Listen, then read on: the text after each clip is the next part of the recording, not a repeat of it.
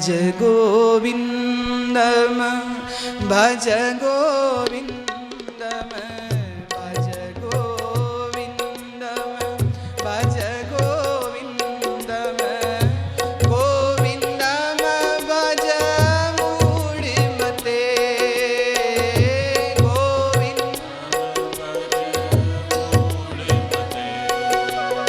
भज गोविन्दम भज गोविन्दम गोविन्दम भज मूढमते गोविन्दम भज मूढमते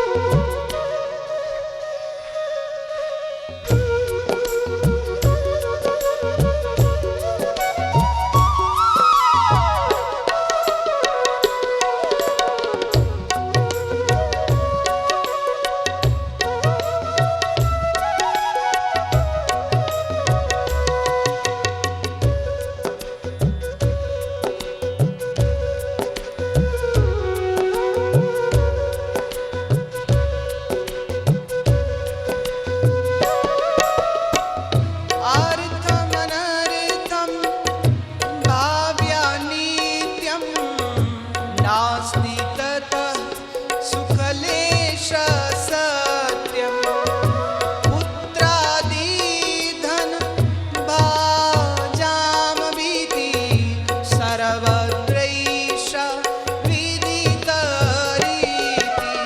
भज गोविन्दम भज गोविन्दम गोविन्दम भज मूढमते भज गोविन्दम भज गोविन्दम गोविन्दम भज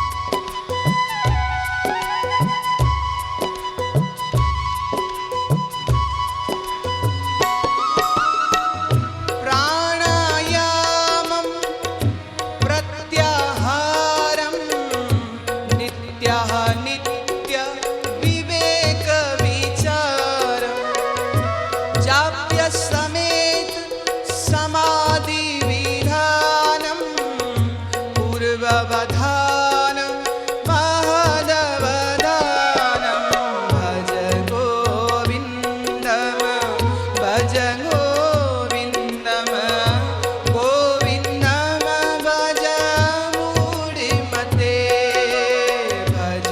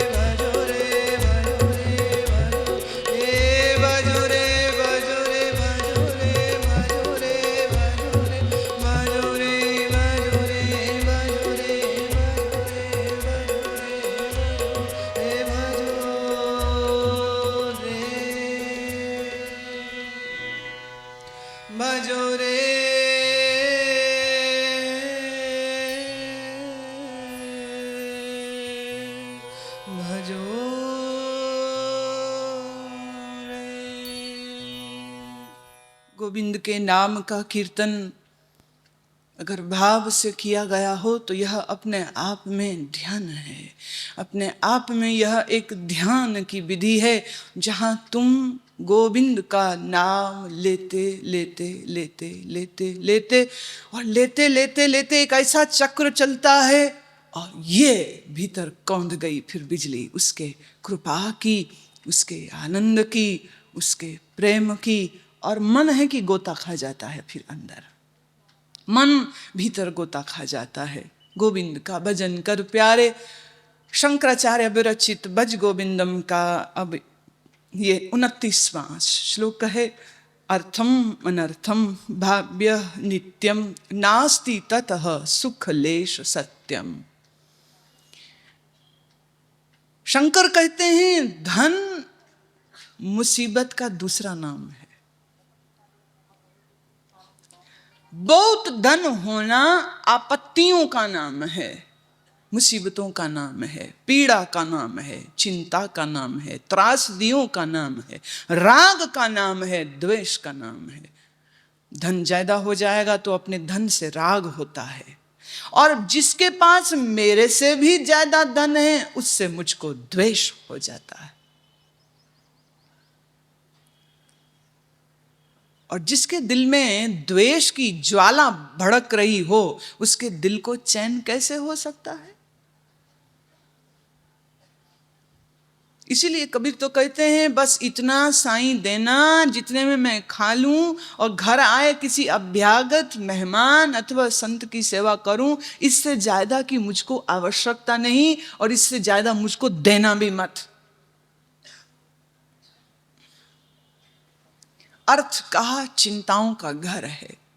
पहले तो अर्थ की धन की प्राप्ति के लिए तुम कितने पापड़ बेलते हो, कितने यत्न करते हो, कितनी मेहनत करते हो, बेईमानी भी करते हो, चोरी बजारी भी करते हो, ठगी भी करते हो, जो करने की जरूरत पड़े वो सब करते हो, और सब करके ठगियां करके, चोरियां करके, बेईमानियां करके या मेहनत करके तुमको जो धन मिल जाएगा वह धन अपने साथ ढेरों चिंताओं को भी लेके आएगा। लक्ष्मी कहते हैं जब अकेली कहीं जाती हैं तो उल्लू की सवारी करती हैं, और भारत में ऐसा मानते हैं कि उल्लू वीरानों में बोलते हैं। पर मुझे ये लगता है वीराने में तो संत लोग भी रहते, तो संत उल्लू होते क्या? एक बार हमारे आश्रम में मेरा एक शिष्य है जो वहाँ रहता है, गाय की सेवा करता है गौशाला की, तो वो हाथ में उठा करके उल्लू को ले आए। अरे कहाँ से मिल गया? बोले वो पेड़ में बैठा था और मुझे लगा कि इसको कोई कष्ट है। बोले पेड़ पे चढ़ गया उल्लू को, और उसने लड़ाई नहीं की, झगड़ा नहीं किया, उसको तकलीफ थी, रोग हो गया था, शायद कोई बीमार था, और बड़े आराम से उसको हाथ में उठा करके दिव्यानंद ले आया। हमने पहली बार इतने नजदीक से उसको देखा, पर सच कहते हैं क्या रॉयल्टी है उसकी, क्या मजेस्टिक आंखें हैं उसकी, यूं लगता है जैसे कोई राजा है, ऐसे सीधे, बीमार है, रोगी है, नहीं तो बंदों के काबू कहां से आए, पर तब भी शान आन बान, तो ऐसी सिर उठा करके तो उसकी पीठ में हाथ फेरा, चोंच को छू के देखा, सिर को छू के देखा, इतना सुंदर पक्षी है, पता नहीं किस बंदे ने कह दिया कि ये अशुभ होता है। अब कोई और दक्यानुसी होता तो कहता अरे उल्लू भगाओ इसको। आश्रम में मोर भी आ जाते हैं कभी कभी, क्योंकि आसपास सब खेत खलिहान हैं, जब फसलें पकती हैं तो मोर आ जाते, 4-4, 6-6 मोर, बड़ा बाग है तो खूब डांस होता है उनका। हमारा ओपन डिस्को थे चलता। पीने को उनके लिए सरोवर में जल होता है, और नाचने के लिए उनके पास खुली जगह होती है, और सुबह और शाम भजन के या संगीत का कोई ना कोई टेप तो चलता रहता है, तो उनका लिए बड़ा फेवरेट जॉइंट है। अब पर उल्लू तो एक दिन पूरा वो समझिए रहा, और उसको ये था कि कोई बिल्ली या कोई जानवर कुत्ता आके ना कहीं खा जाए, तो उसको सुरक्षित जगह में रखा, खाना दिया कि पर वो कुछ खाया नहीं, मर गया। शाम तक होते होते पता चला मर गया। अब हमारे आश्रम में कोई जानवर मर जाए उसको बहुत सम्मान के साथ उनका अंतिम क्रियाकर्म होता है, सबका होता है। बंदे मरेंगे तो उनका भी होगा। अभी तो जानवर ही मरे, अभी तक बंदा कोई नहीं मरा, तो जब मरेगा तब देखेंगे उसको भी। तो उसको भी जहाँ गेहूँ धान वगैरह उगाते हैं, गाय का चारा उगता है, वहीं पर खड्डा किया, क्योंकि कोई जानवर खाए क्यों उसको, तो उसमें उसको डाल दिया। क्या मालूम वो भी कोई भूला भटका अपना ही था जो मरने के लिए ही आश्रम में आ गया, आया है, एक दिन रहा है, अपना सुंदर दर्शन दे गया है, छूने का अवसर दे गया है और चला गया। लेकिन ऐसी मान्यता किंवदंतियां हैं, this is something believed by the society, कि उल्लू जो है बिराने में बोलते, और कई लोग तो उल्लू को अशुभ मानते हैं। तो भैया जब लक्ष्मी जी अकेली कहीं जाती हैं तो उल्लू पे ही जाती, माने जहां धन आया है साथ में वीराना भी आया ही समझो। तो धन अपने आप में शुभ तब तक ही है जब तक लक्ष्मी नारायण के संग आए। अगर नारायण के संग आएगी तो लक्ष्मी गरुड़ की, गरुड़ क्या है, ज्ञान का चिन्ह, ज्ञान की गरुड़ की सवारी करते हुए जो धन हमको प्राप्त होता है वह धन का तो सदुपयोग हो जाता है। लेकिन धन की तृष्णा, धन की वासना, धन का लोभ जिसको है उसके लिए धन अनर्थम, अनर्थकारी है। और देखिए तुम दिन रात भगवान को कहते हो भगवान अनर्थ भेज दे, भगवान अनर्थ भेज दे। अब तुम ऐसे तो नहीं बोलते हो कि अनर्थ भेज दे, तुम कहते हो भगवान लॉटरी खुला दे, भगवान करोड़पति वाला बम्पर मिलवा दे, भगवान कहीं सट्टे का नंबर लगवा दे। तो अब धन जो मिलेगा, शंकराचार्य कहते हैं ये धन तो अनर्थम, ये तो अनर्थकारी है। तो हम धन की जब लालसा कर रहे हैं तो माने आवेल मुझे मार, ए अनर्थ आ मेरे सिर पे सवार हो, मेरे मन की शांति ले जा, मुझे दुखी और परेशान कर जा। वाह वाह वाह। मुझे याद आता है एक महात्मा जी को एक सज्जन कहने लगे कि हम तो सेवा करना चाहते हैं और गाय देना चाहते हैं, आप कहाँ रोज जाओगे भिक्षा लेने, तो गाय रहेगी, दूध पीजिएगा, हरि भजन करिएगा। महात्मा कहते अच्छा चलो ठीक है गाय दे दो। गाय आ गई, गाय आ गई तो अब महात्मा जी तो अकेले रहते थे, ना चेला ना चपाटड़ा, तो गाय को दोहो भी, घास भी डाल लो, घुमाने भी ले जाओ, भजन छूट गया, अब यही करें। तो लगा अब तो क्या करे, बड़ी मुश्किल है। तो लोगों से कहने लगे कि देखो भैया तो मेरे बस का नहीं, तुम गाय ले ही जाओ, 1-आधा किलो दूध चाहिए होता है वो मैं आके ले जाऊंगा, गाय रखना मेरे बस का बात नहीं। कहते अच्छा महात्मा जी ऐसा है, हम सोचते हैं हमारे गांव में एक विधवा है, उसका आगे पीछे तो कोई है नहीं, हम उसको यहाँ भेज देंगे, वो गाय दूध भी दिया करेगी, घास भी डाल देगी और दूध गर्म भी करके आपको दे देगी, तो भेज दें। अच्छा ठीक है चलो। तो माता जी एक आ गई, अब वो गाय की सेवा करते हैं, और सेवा करें, खुले में बैठे थे तो बिल्ली आवे दूध पी जावे। क्या कहते अच्छा फिर एक कुटी बना देते हैं। तो लोगों ने फिर एक कमरा बना दिया। अब कमरे में माता जी रह रही हैं, तो अब भोजन पकाना है तो बर्तन भी चाहिए, तो बर्तन आ गए, बर्तनों में पकाने को गेहूं चाहिए तो राशन भी आ गया, अच्छी खासी गृहस्थी जम गई।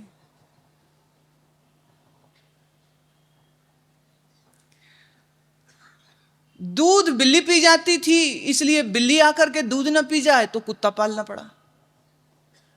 And American family is complete with the dog always. था उनका कुत्ता भी आ गया। अब वो माता जी ये साधु की सेवा चंपी करते करते करते करते घरवाली हो गई।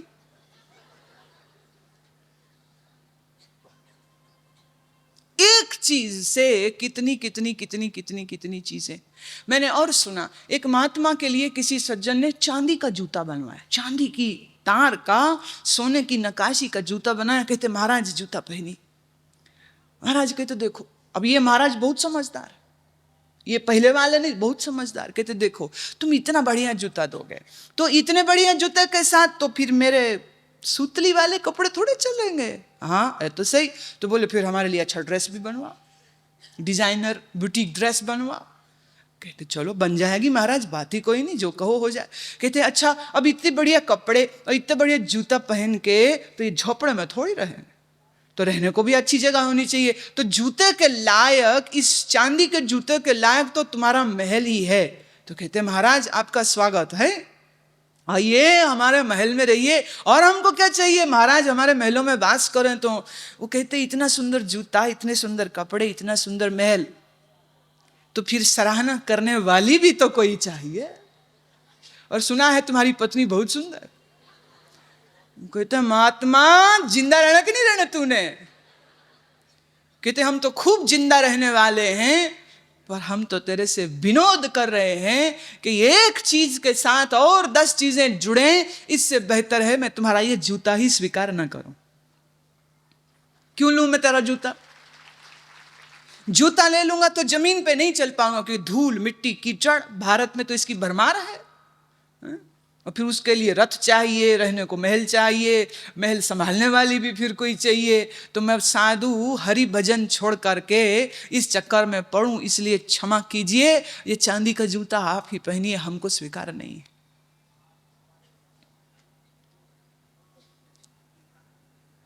अच्छा एक चीज इसमें मुझको कहनी है, और वो ये कि गुरु गोविंद सिंह महाराज के लिए ऐसा कहा गया। अब गुरु नानक के ही 10वें रूप हैं, तो आपके लिए एक बहुत बढ़िया वचन कहा गया। बादशाह दरवेश गुरु गोविंद सिंह, ए जदी मंजूर गुरु गोविंद सिंह। ए गुरु तू कैसा है, तू बादशाह भी है और तू दरवेश भी है। फकीरों में फकीर तेरे से बड़ा कोई नहीं, और बादशाहों में बादशाह तेरे से बड़ा कोई नहीं। सोने की कलगी, औरंगजेब ने हुक्म दिया था कोई भी काफिर कलगी ना लगाए, कोई भी काफिर घोड़े पे ना बैठे, कोई भी काफिर, हिंदू माने काफिर, कोई भी काफिर नगाड़ा बजाते हुए जुलूस नहीं निकाल सकता। तो होली का दिन था, तो गुरु कहते अच्छा चलिए आज तो जुलूस निकालेंगे। सबने कहा अरे बादशाह, हिंदुस्तान के बादशाह का हुक्म है, हम उसके विरोध में जाएंगे। बोले वो बादशाह हिंदुस्तान का होगा, हम तो सारी दुनिया के हैं। सबे भूमि गोपाल की जो ईश्वर का हो गया, सारा संसार तो उसी का है ना। कहते लाओ घोड़ा। तो नील घोड़ी कहते उनके पास थी, घोड़े पे बैठे एक उनके शिष्य ने उनके लिए सुंदर सी दस्तार पगड़ी बांधी, और पगड़ी पे हीरे जड़ी मोतियों जड़ी कलगी लगाते हैं, घोड़ी की सवारी करते हैं आत्मरक्षा सुरक्षा के लिए। क्योंकि एक नहीं 2-2 गुरुओं को उस समय की सरकार ने, मुसलमान हो जाओ नहीं तो मार देंगे, तो उन्होंने मरना कबूल किया था, मुस्लिम नहीं हुए थे, मर गए थे। गुरु अर्जन देव, गुरु तेग बहादुर, एक की गर्दन काटी गई थी, एक को इतना कष्ट दे करके लाहौर की जेल में तवे पर, जैसे तुम रोटी सेकते हो ना, ऐसे तवे पर बैठा करके नीचे आग जला दी। और जब पूरे शरीर में फफोले हो गए तो उठा करके एक बड़ी सी देगची जिसमें पानी उबाला जा रहा था, उस उबलते हुए पानी में उनको बैठा दिया। जब इतने पर भी नहीं माने थे तो फिर कहा अब एक गाय मारो और उसकी चमड़ी को इसके फफोले वाले जिस्म पे लपेट दो। अब याद रखिए, चमड़ा जैसे जैसे सूखता है, छोटा होता है, अकड़ता है, जिसके जिस्म पर फफोले हुए हों उसके जिस्म पर तुम चमड़ा बांध दोगे तो मैंने ये जख्म पर नमक लगाने से भी ज्यादा कष्टकारी हो जाएगा। 5वें गुरु, 9वें गुरु तेग बहादुर, दिल्ली चांदनी चौक में उस वक़्त की सरकार, औरंगजेब इस्लाम कबूल नहीं किया, मार देंगे, वो मार दो। जिस मरने ते जग डरे मेरे मन आनंद, मरने ही ते पाइए पूर्ण परमानंद। किसको डराते हो? शरीर मारना है मार लो, लेकिन जबरदस्ती तुम धर्म परिवर्तन नहीं मेरा कर सकते। ऐसे कैसे हो सकता है? 2-2 गुरुओं का शरीर गया, पर 10वें गुरु ने कहा अब बहुत हुआ, अब बहुत हुआ, अब नहीं। अब गुरु तो हैं हम, साधक तो हैं हम, लेकिन साधक होने के साथ हम सुरक्षा करनी अपनी और दूसरों की भी जानेंगे। तो गरीब की रक्षा हेतु, अपनी रक्षा हेतु उन्होंने अपने शिष्यों को हथियार चलाना, और वो कहते थे मेरे को धन धान्य मोती सोना माने चीजें मत ला करके दो, शस्त्र चढ़ाओ, शस्त्रों की जरूरत है। तो शस्त्र से सुसज्जित अपने शिष्यों को आगे पंक्तिबद्ध जुलूस में खड़ा किया, और उसके आगे नगाड़ा, और नगाड़ा बज रहा है, और शहंशाह गुरु गोविंद, गुरु नानक का रूप, एक पीर है, एक फकीर है, एक ऋषि, एक महात्मा, एक अद्भुत अवतार है, जो वो बैठा घोड़े पे और सवारी निकाली। एक बार किसी ने पूछा मां गुजरी से कि गुरु नानक तो चोला पहनते थे, गले में माला रखते थे, 5 गुरुओं तक ये चली, अब ये इनको देखिए, तो गुरु नानक की गद्दी में बैठे हैं और ये तो जवाहरात पहनते हैं, कलगी लगाते हैं, ऐसा क्यों?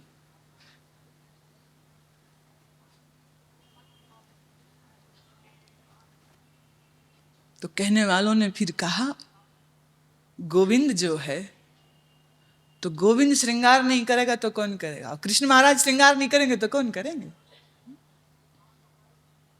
कमर में करधनी, कान में कुंडल, सिर पे मुकुट, पैर में पायल, तो गोविंद श्रृंगार नहीं करेगा तो कौन करेगा? और यह बाहरी श्रृंगार होकर के भी जो अंतर निर्लिप्त है, स्थित प्रज्ञ है, उसको क्या फर्क? बात खतरनाक भी हो सकती, कोई बंदा इसका बड़ा दुरुपयोग कर सकता है जो मैं बात कह रही हूं, लेकिन भौतिक दृष्टि पर देखें तो अर्थ अनर्थ है, और इसी अनर्थ की चाहना तुम दिन रात करते हो। नास्ति ततः सुख लेश सत्यम, और सच्ची बात है, शंकराचार्य कहते इसमें इतनी सी भी सुखकारी बात तुमको मिलने वाली नहीं है। अनर्थ में भी कभी सुख होता है, और तो और पुत्रादि धन भाजम भीति, इस धन के लिए तुम्हारा पुत्र ही तुम्हारा दुश्मन हो जाता है। पिता अपने ही बच्चों से धन को छिपा के रखता है। अब तो गांव में तो चलता है, शहरों में तो धोती पहनने का रिवाज ही चला गया अब तो। नहीं तो लाला जी अपनी धोती की नुक्कड़ में तिजोरी की चाबी लिए लिए घूमते थे, घर नहीं छोड़ते, बेटों पर एतबार नहीं, बहुओं पर एतबार नहीं, और तो और पत्नी पर एतबार। यहाँ इतनी सारी माताएं बैठी हैं, क्या तुमको तुम्हारे पति का बैंक अकाउंट का है मालूम है? उसके बैंक में कितने पैसे हैं पता है तुम्हें? तो कहते लो जी ये हमारा काम थोड़ी, तो उनका है, उनका क्यों, तुम्हारा क्यों नहीं?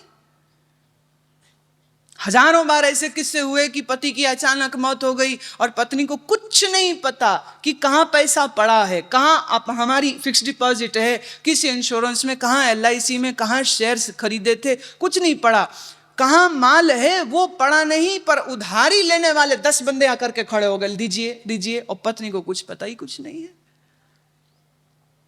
आज घर जाके पूछना, हाँ पूछना किस किस बैंक में अकाउंट है, नंबर बताओ, और ये भी बोलो हमारा जॉइंट सिग्नेटरी अकाउंट होना चाहिए। तू अकेला क्यों उसको चलाए? मैं तेरी पत्नी हूं, अर्धांगिनी हूं, तो 50% की मलकियत तो है ना मेरी। खाली पूजा ही करते रहोगे पति परमेश्वर की? कभी पति परमेश्वर को भी अवसर दीजिए कि वो भी आपको देवी समान थोड़ा अधिकार दें, थोड़ा सम्मान दें, थोड़ी इज्जत दें आपको।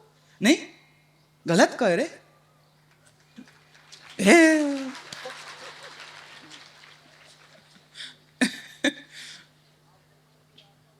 धन के मोह में, धन के लोभ में अपनी बीवी पे भरोसा नहीं करता, अपने बाप पे भरोसा नहीं करता, और इसलिए सब बेटे सोचते पिताजी कब मरेंगे।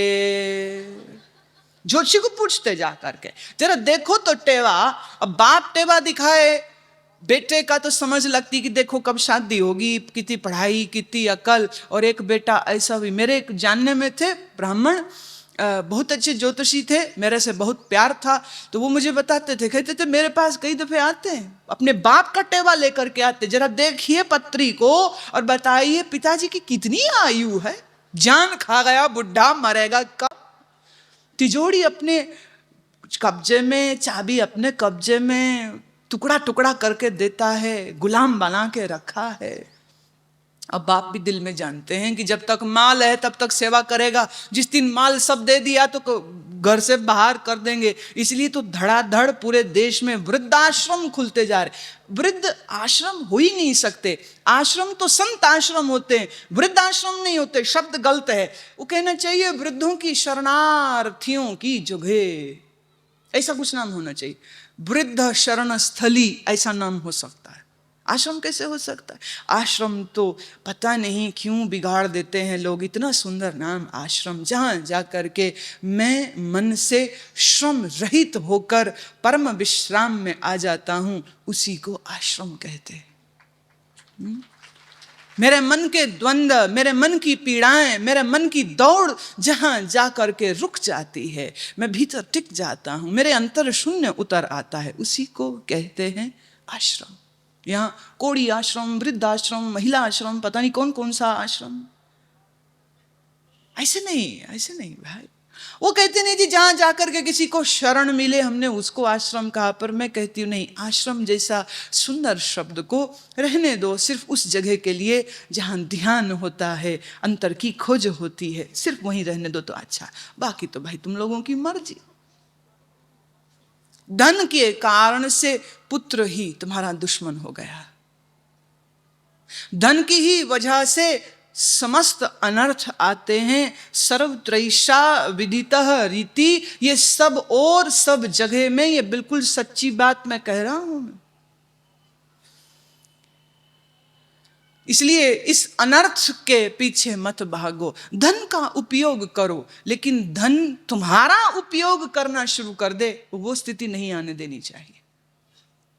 काम करिए, मेहनत करिए, पैसा कमाइए, बिल्कुल मना नहीं कर रहे। धन नहीं कमाओगे तो बिजली का बिल कैसे दोगे, जल का बिल कैसे दोगे? तुम कहते हो जी हम तो जल चोरी करते, हम तो बिजली चोरी करते, बिल तो आता ही कोई नहीं। कुंडी डाली, टीवी चालू, तार में कुंडी डाली चालू, पड़ोसी की पाइप में पाइप घुसाई, पानी हमारे घर का उसका खत्म हो जाता, हमारे आता रहता। इस विषय में मैं एक चीज और कहना चाहती हूं। आज भारत में कम से कम 6 प्रदेशों में सूखा हो गया है, मध्य प्रदेश भी उसमें है। आप जानते हैं इसके पीछे बहुत बड़ा कारण है बढ़ती हुई जनसंख्या और कम होते हुए वृक्ष। तो मैं आपको निवेदन करना चाहती हूं, जब जब तुम्हारे घर में किसी का जन्मदिन हो, शादी की वर्षगांठ हो, किसी दिवंगत का पुण्यतिथि हो, तो उस दिन उनकी स्मृति में अथवा किसी प्रसन्नता खुशी के अवसर में एक पेड़ लगाया करें। उस पेड़ के लगने से आपका पर्यावरण अच्छा होगा, भूमि के नीचे का जल स्तर ठीक होगा। नहीं तो सच ये है, आज सोना खरीदते हो, कल पानी खरीदोगे। सोना ना खरीद सके जीवन चलता है, पर अगर पानी मोल चुका करके लेना पड़ा, और यह भी समय आ सकता है कि मोल दे करके भी पानी ना मिले, तो जियोगे कैसे? आज आप जितने यहां लोग बैठे हैं, अगर आप सब लोग जाकर के एक एक वृक्ष लगा दें कल परसों तरसों जब तुमको समय मिले, तो मेरा ख्याल है ये आप अपने लिए और अपने आने वाली वंश के लिए एक बहुत बड़ा उपकार करेंगे। हम वृक्ष काट देते हैं और हमको लगता है क्या है, पेड़ है काट दो, लकड़ी में फर्नीचर बना लो, पर तुम ये भूल रहे हो ये पेड़ ही हैं जो बादलों को निमंत्रण देते हैं, ये पेड़ ही हैं जो ऑक्सीजन देते हैं, प्राणवायु देते हैं, ये पेड़ ही हैं जो हमारी छोड़ी हुई कार्बन डाइऑक्साइड, कार्बन मोनोऑक्साइड, जितना ये एमिशन फ्रॉम द व्हीकल्स होता है, वो सारे जहर को पेड़ पी जाता है, हमको स्वच्छ वायु जीने के लिए देता है। और हम हैं कि पेड़ काटे चले जा रहे हैं। आज अगर हम पेड़ लगाने शुरू करें तो कहीं 5-6 साल बाद जाकर के उनके नतीजे मिलेंगे। अगर अपने बच्चों से प्यार करते हो ना, तो ये उनके लिए करो, नहीं तो उनके सांस लेने को जगह नहीं रहेगी। देखिए कश्मीर में अफगानिस्तान की तर्ज पर पिछले दिनों उन्होंने कमांड निकाल दिया कि सब मुस्लिम औरतें बुर्का पहने, बुर्का पहने, नहीं पहनेंगे तो 3 लड़कियों को मार दिया, एक के टांग में गोली मार दी। तो डर के मारे बड़े बुर्के बिकने लग गए। लेकिन पोल्यूशन, प्रदूषण का जहर इतना फैल गया है कि हिंदुओं के, सिखों के, मुस्लिम, तुम्हारी सब औरतें नकाब यूं स्कूटर में पीछे बैठी आगे बैठी, यहां तक ग्लव्स पहनते हैं ताकि धूप से बचाव हो, मुंह के ऊपर मड़ासा डाकू फूलन देवी बन के निकलती है। कपड़ा है इसे लगा करके पूरा बांधा। अच्छा यही बांधो तो भी ठीक, पर ऊपर से भी कवर कर लेती, क्योंकि धूल मिट्टी जो सिर में घुसेगी तो जो वो सनसिल्क शैम्पू किया है वो खराब हो जाएगा सारा, इसलिए सिर भी ढकती हैं, नाक भी ढकती हैं। हम अपनी जिम्मेदारी को समझें।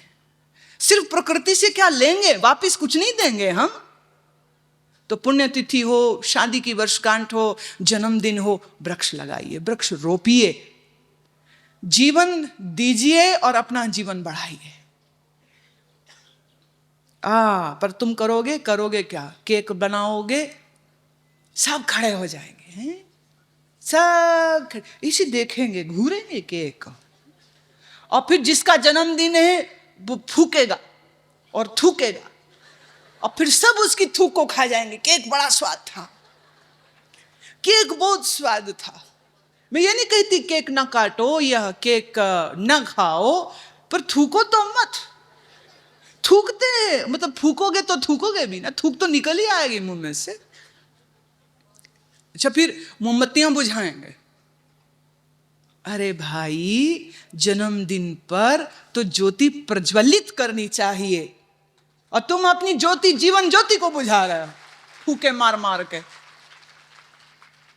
ज्योत जलाओ, मोमबत्ती जितने भी साल के तुम हुए हो, कई लोग उतनी मोमबत्तियां लगाते हो तो लगा लो, मना नहीं कर रही मैं, पर बुझाओ तो मत। जीवन जले, जीवन बढ़े, आयु रहे, कामना यही कर रहे हो कि मरने की कामना, कि जैसे मेरी।